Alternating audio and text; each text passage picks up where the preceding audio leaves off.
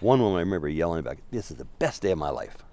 Best day of my life." This is somebody, I turned around, she was like 50 years old. You know, it wasn't like a 12-year-old. This is the best year of my life. I saw a grizzly bear today. You don't know how many people say that. I saw a grizzly bear. I saw my first grizzly bear. It's a phenomenon. It really is. And she does that. I mean, I help push that along and stuff, but, you know, I can't take credit for her. I mean, I really can't.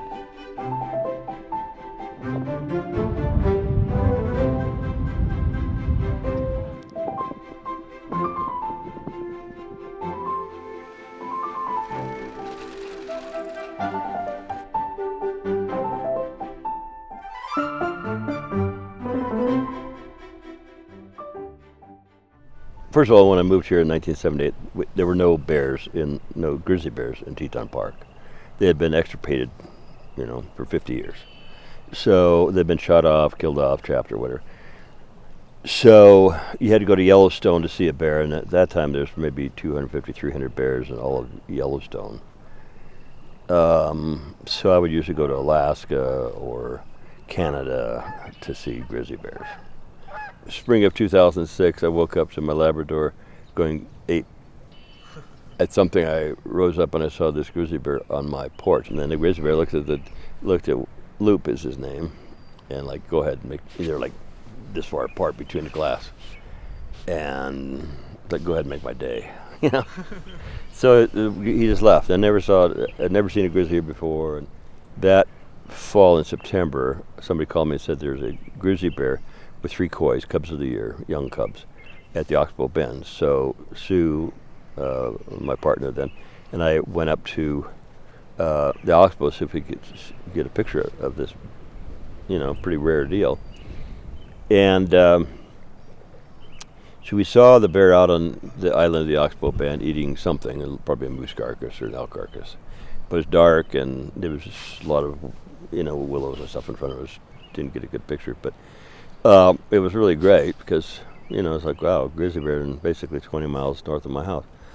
So he thought, well, that's great, it's a one-off deal, and my porch thing was a one-off deal, but, you know, we thought, well, let's go out and look some more. We never saw a bear the rest of the fall. So that spring, we were out in early April, and we heard that it was a grizzly bear with three yearlings, larger cubs, and it was the same bear. And we found out that it was a researcher had captured it and tagged it and collared it and at different times, and that it was about 10 years old, and it was the 399th bear that they had captured in the Yellowstone ecosystem, and so it was then called 399 after that.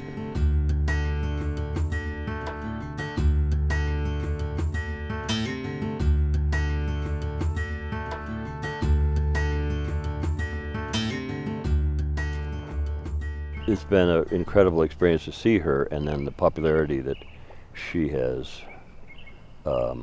attained, and she's become the poster child for grizzly bear conservation pretty much in the world. There's no bear like her ever lived, you know, and I don't think that's debatable, but literally millions and millions and millions of people have come to Jackson Hole just to see her.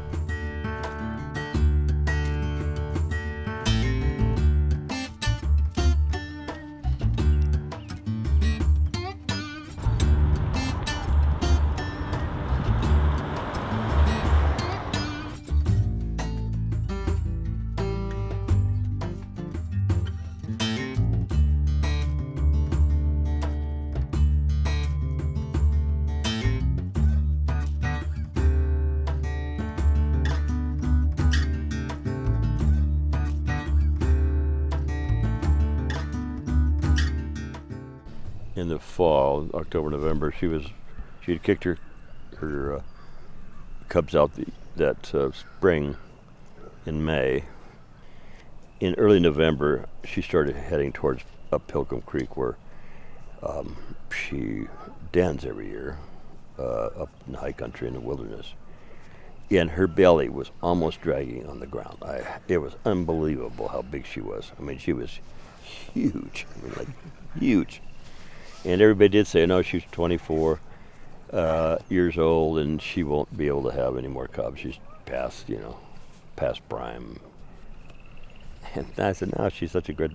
She's had 3 sets of triplets. She's had 3 sets of twins, a couple singles, and she's a remarkable mother, and she's in good shape, and she's fat, and I said, I think she'll come out with triplets.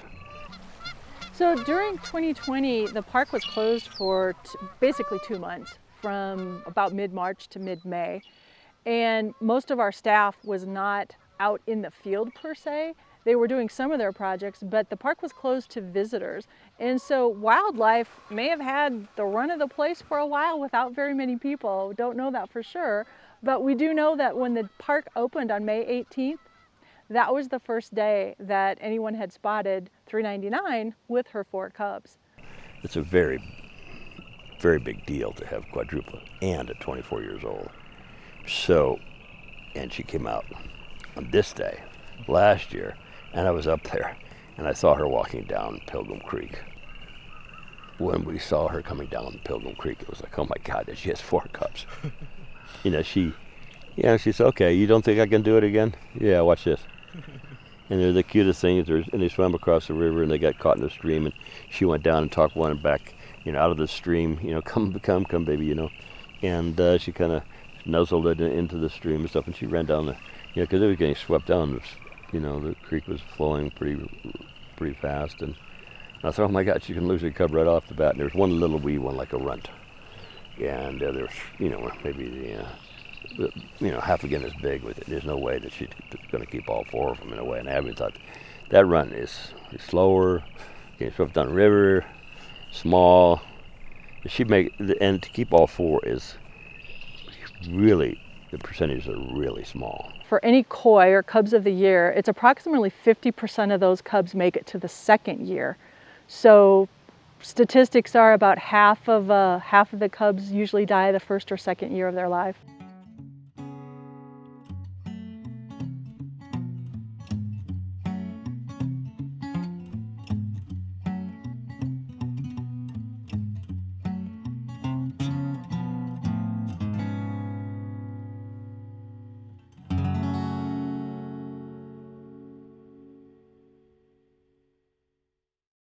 I will defend our constitutional right to keep and bear arms, ensuring that federal lands remain open for recreational shooting.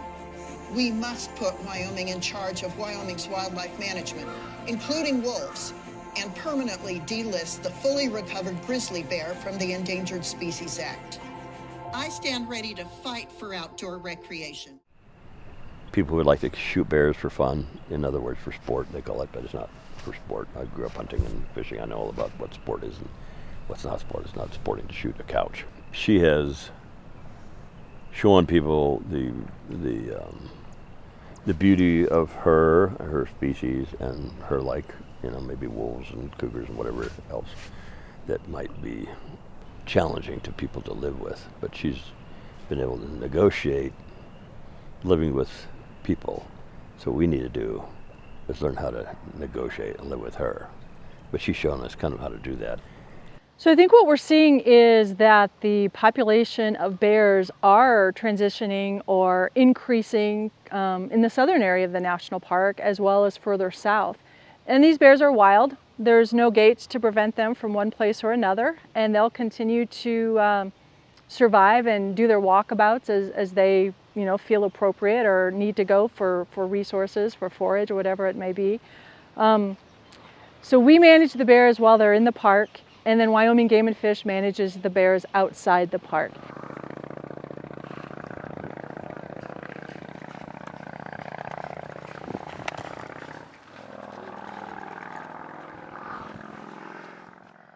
The cubs are wrestling and fighting and splashing, and you see this kind of behavior, and you see them snuggling and cuddling, and you think they're so much like us in a way. They are sentient, they're intelligent, incredibly intelligent, and they're terribly emotional. I mean, when she's lost a cub, she would foam with the mouth and run around like crazy woman losing her kid in, maybe a shopping mall.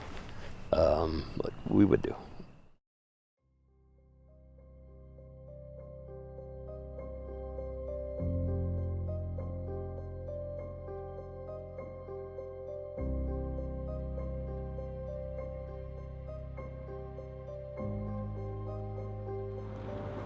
She's down there nursing, she's sleeping, she's crossed the road once in 8 days. Once. She's a great bear. She hasn't bothered anybody, she's not looked at anybody, she hasn't charged anybody. No. They're going to haze her because they want to get bears off the road. He doesn't want to see dead cubs. Well, they'll be dead if they do this.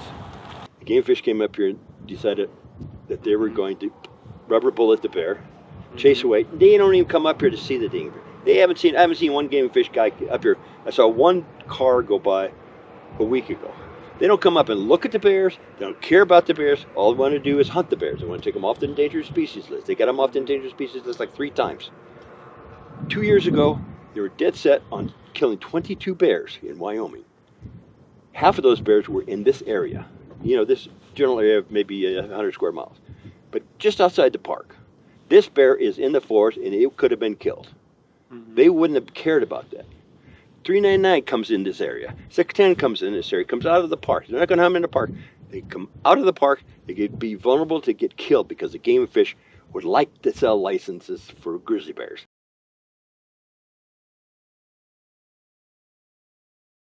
Right now, the cubs are really young. The game and fish guys are concerned, you know, about hazing cubs that young. But the highway patrol, we have a real issue here with traffic's being safe. So what we're going to kind of do is game and fish going to stand by, try not to have to haze anything.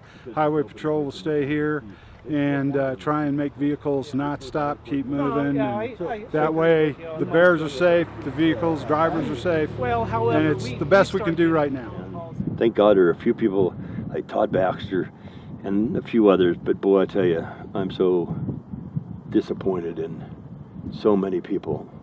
And if we don't start standing up, you were there, you stayed, and only half a dozen people out of 100 that were there, they left as soon as they were told to leave. And if everybody took their cameras and just filmed those guys that were going to crack her shell and chase her for no reason, she was nursing. I mean, they won't stop doing it, but we can't let them get away with it because they've gotten away with it for years.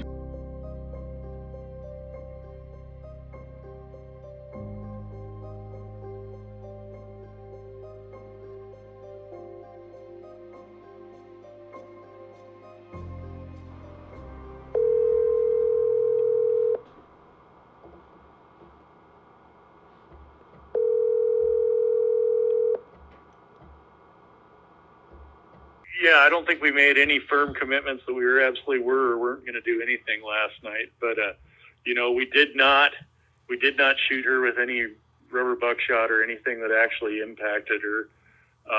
They were across the road, and we felt like it was a good opportunity and just a good situation to try and encourage her to stay away. It was just something we kind of opportunistically did.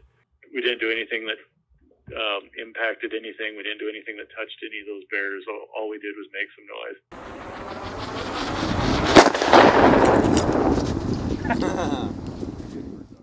The game fish guys told me last week when they were going to haze Felicia that they really care about the bears and they don't want to be picking them up on the road, you know, on the highway.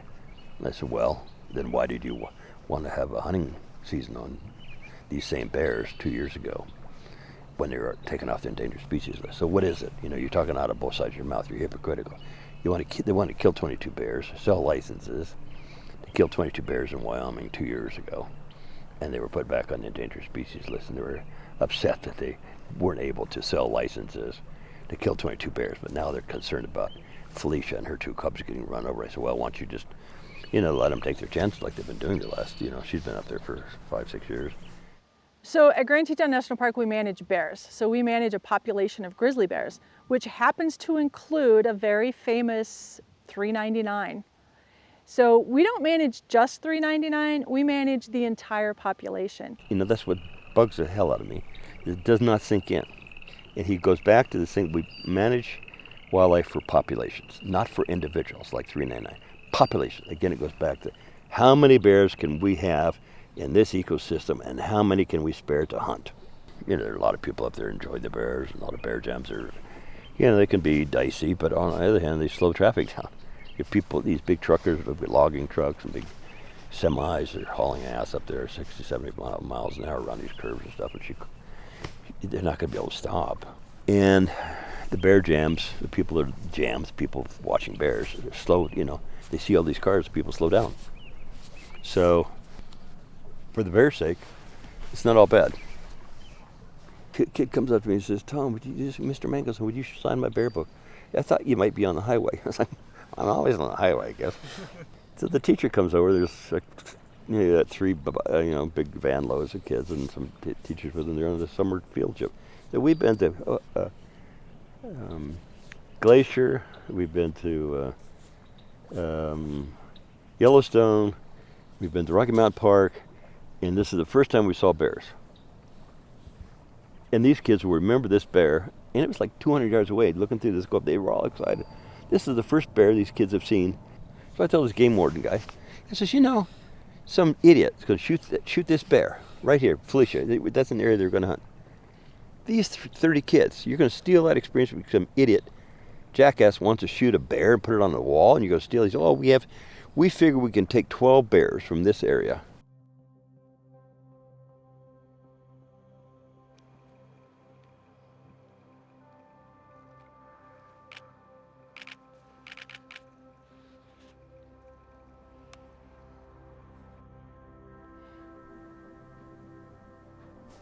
We have a duty to give back, if nothing else. And we need people to stand up and shout now. I mean, really stand up and shout. She's the one that can help us appreciate nature, wilderness, her kind, and maybe bring us back to some sense of humanity, because we've lost it somewhere the last 4 years.